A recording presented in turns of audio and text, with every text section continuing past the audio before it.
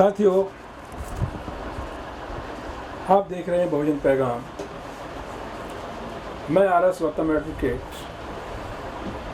आज आपके समक्ष कुछ नई जानकारियाँ लाने की कोशिश कर रहा हूँ। आपसे निवेदन यही है कि यदि बहुजन पैगाम को आप लाइक करते हैं तो इसको लार्ज स्केल पर पूरे देश में पहुंचाने का कष्ट करें, जिससे हर नागरिक इसका लाभ उठा सके और वो एक बहुजन विचारधारा के तहत इकट्ठा हो सके, एक कॉमन वॉइस रेज करने के लिए। साथियों, आप देख रहे हैं पूरे देश में हाहाकार मचा हुआ है, हर जगह अन्याय हो रहा है, न्याय को दबाया जा रहा है, सच्चाई को दबाया जा रहा है, झूठ का बोलबाला है, इंसानियत पर हैवानियत की जीत हो रही है। प्रदेश सरकारें बीजेपी की, केंद्र सरकार बीजेपी की, सब तमाशगीर हैं। कोई एक्शन नहीं हो रहा है। एक्शन हो रहा है तो पर्टिकुलर कास्ट के ऊपर, पर्टिकुलर व्यक्तियों के ऊपर, न कि कॉमन रूप से। वो भी एक्शन नहीं, उसे कहेंगे हरेसमेंट उनका हो रहा है। आखिर अन्याय से निजात कब मिलेगी? कब इस देश का नागरिक महसूस करेगा कि उसे अब न्याय मिलने लगा है, उसे अब शिक्षा मिलने लगी है, उसे अब रोजगार मिलने लगा है और वो महसूस करने लगा है कि वो कहीं भी रहे, देश के किसी कोने में रहे, उसे किसी का डर भय नहीं है, यानी वो स्वतंत्र है, अपनी इच्छाओं को व्यक्त कर सकता है, जैसा कि भारत का संविधान उसे अधिकार देता है। साथियों, इसके लिए हम सबको एकजुट होना पड़ेगा। इस अन्याय के विरुद्ध अभी देखा आपने, कल दिल्ली के करीब 600 से ज़्यादा विद्वान एडवोकेट्स ने भारत के मुख्य न्यायाधीश DY चंद्रचूड़ साहब को एक खत लिखा है कि गलत तरीके से जो गिरफ्तारियां बीजेपी गवर्नमेंट करा रही है उनको रोका जाए। अब देखना यह है सुप्रीम कोर्ट इस पर क्या एक्शन लेता है। इसी संदर्भ में देश के विभिन्न भागों से जो अब तक बहुजन पैगाम के पास सुझाव आते हैं, चाहे वो एडवोकेट्स हैं, रिटायर्ड जजेज हैं, या समाज के बुद्धिजीवी हैं, या सामाजिक चिंतक हों, आदि आदि, उन विचारों को ध्यान में रखते हुए हम लोगों ने ये निश्चित किया है कि एक तरफ तो जो हमारे देश की न्यायपालिका है वो काम कर रही है, जिला अदालतें होती हैं, हाई कोर्ट होते हैं, उसके बाद सुप्रीम कोर्ट होता है, इसके अलावा विभिन्न अदालतें और होती हैं विभिन्न प्रकार के केसों को डील करने के लिए, जैसे इनकम टैक्स, वहाँ पर भी जज तो नहीं होते हैं, लेकिन पुलिस कमीशन, वो इनकम टैक्स कमिश्नर होते हैं, वो मामलों को सुनते हैं। उसी तरह से बहुत सारे कोर्ट होते हैं। किस कोर्ट में क्या फैसला होता है, किस उद्देश्य को लेकर के होता है, ये उस कोर्ट का जो न्यायाधीश होता है उस पर निर्भर करता है। साथियों, हमारे देश का संविधान हमको किसी भी आदेश की समीक्षा करने का अधिकार देता है, किसी भी व्यक्ति की कही हुई बात की समीक्षा करने का अधिकार देता है। राष्ट्रपति जी ने क्या कहा, प्रधानमंत्री जी ने क्या कहा, चीफ जस्टिस ऑफ इंडिया ने क्या कहा, किसी हाई कोर्ट ने क्या कहा, किसी भी व्यक्ति ने क्या कहा, किस सब्जेक्ट पर क्या बोला, उसकी समीक्षा करने से कोई नहीं रोकता। उसकी समीक्षा कर सकते हैं, हम भी कर सकते हैं, आप भी कर सकते हैं। गलत है, सही है तो अप्रिशिएट करना चाहिए, गलत है तो उसे गलत कहना चाहिए। वास्तव में एजुकेशन क्या है? ये गवर्नमेंट तो एजुकेशन पॉलिसी को बदलकर एजुकेशन ही देश से समाप्त करना चाहती है। तो हम एजुकेशन की बात करें, according to the definition of education by honourable doctor BR Ambedkar, the person who is unable to say right is right, wrong is wrong. He cannot be treated as an educated person. जो व्यक्ति सच को सच नहीं कहने की हिम्मत रखता, गलत को गलत कहने की हिम्मत नहीं रखता, उसको आप शिक्षित नहीं कह सकते। बाबा साहब डॉक्टर अम्बेडकर का यही कहना था। इसलिए शिक्षित बनिए। शिक्षित बनने का मतलब ये नहीं कि हमने एमए कर लिया, बीए कर लिया, हाई स्कूल कर लिया, इंटर कर लिया, कुछ भी कर लिया, डिग्री ले ली, नौकरी मिल गई, आईएएस बन गए, पीसीएस बन गए, आईपीएस बन गए, आधे कुछ भी मंत्री बन गए, संतरी बन गए, वकील बन गए, डॉक्टर बन गए, जज बन गए। वो एक सिस्टम है, बेसिक एजुकेशन के माध्यम से आता है। लेकिन सही क्या है, गलत क्या है, इसको जो व्यक्ति समझता है और समझ करके जो फैसले करता है, बात करता है समाज में, वही सच्चा आपका हितैषी हो सकता है और उसी को एजुकेटेड पर्सन कहा जा सकता है। तो सच और गलत को कहने की हिम्मत रखिए। ये पूरे देश के नागरिकों पर, हम पर भी लागू होता है, आप पर भी लागू होता है। इस संदर्भ में साथियों एक प्लान तैयार किया जा रहा है। शायद ये पहला प्लान इस तरह का है और आपको ये जानकर बड़ी खुशी भी होगी। कुछ ही समय बाद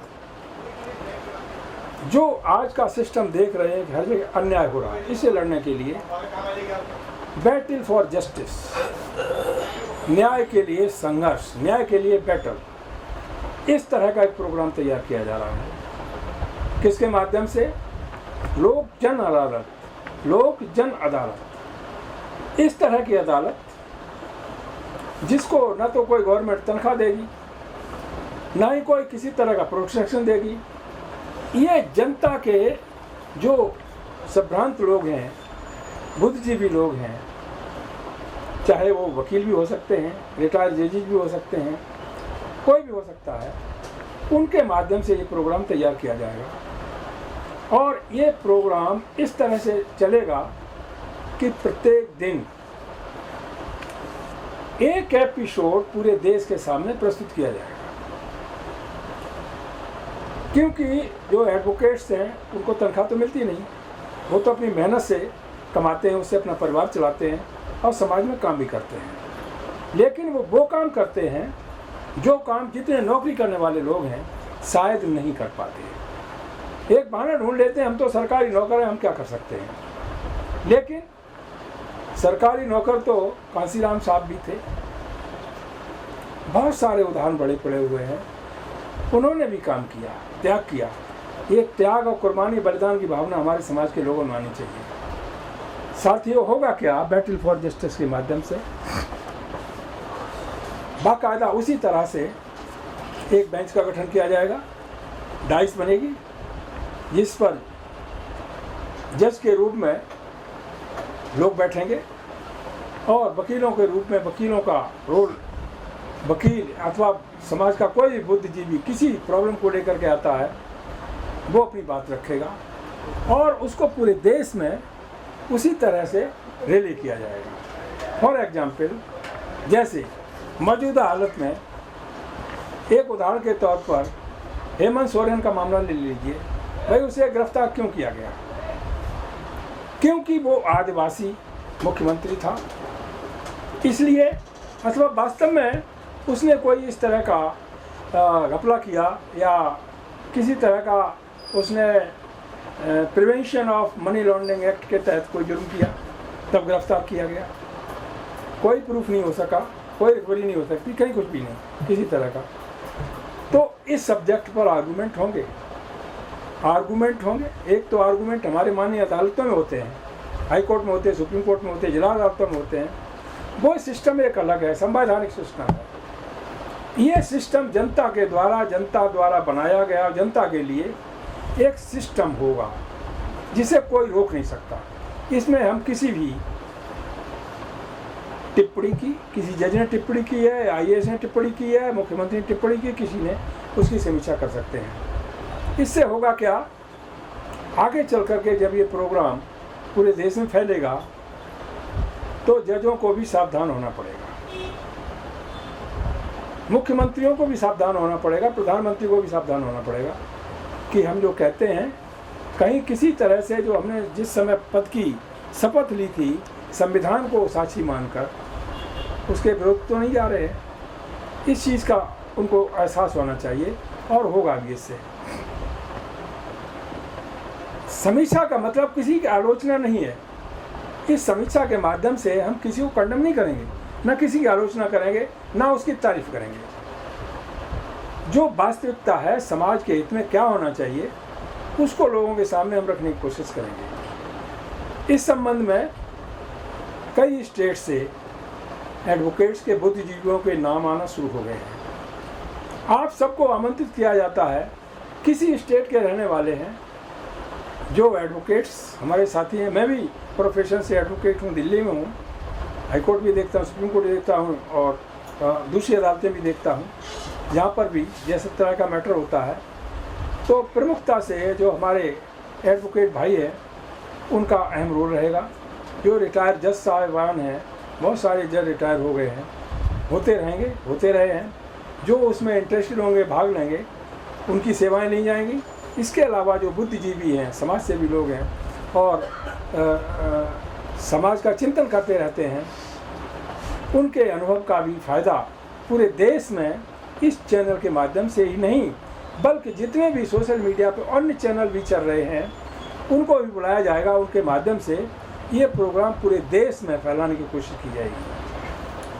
साथियों, ये प्रोग्राम यदि हम लोगों ने सक्सेसफुली तैयार कर लिया तो समझ लीजिएगा कि इस देश में इक्वलिटी को लेकर के, सोशलिज्म को लेकर के, आपसी भाईचारा को लेकर के जो हमारा प्रियम्बल है, हमारे संविधान का प्रियम्बल है, उसको सफल करने में हम कामयाब हो पाएंगे। इस प्लेटफॉर्म के माध्यम से, बैटल फॉर जस्टिस के माध्यम से हम किसी पर कोई चोट नहीं करेंगे। हम केवल देश के सामने न्याय मांगेंगे और न्याय की बात करेंगे। साथियों, जो व्यक्ति हमारी आवाज़ को सुन रहे हैं, यदि वो इच्छुक हैं इस प्रोग्राम में सम्मिलित होने के लिए, उनका हम तहे दिल से स्वागत करते हैं। मेरा फ़ोन नंबर है 9891129482। इस पर संपर्क करें, कांटेक्ट करें। ये प्रोग्राम अति शीघ्र शुरू होने वाला है। इन्हीं शब्दों के साथ मैं अपनी बात समाप्त करता हूँ और आपसे कहता हूँ, इस आज के प्रोग्राम को पूरे देश में पहुँचाने का कष्ट करें, लाइक करें, सब्सक्राइब करें और आगे बढ़ाने का काम करें। जय भीम, जय भारत, नमो बुद्धाय, जय संविधान।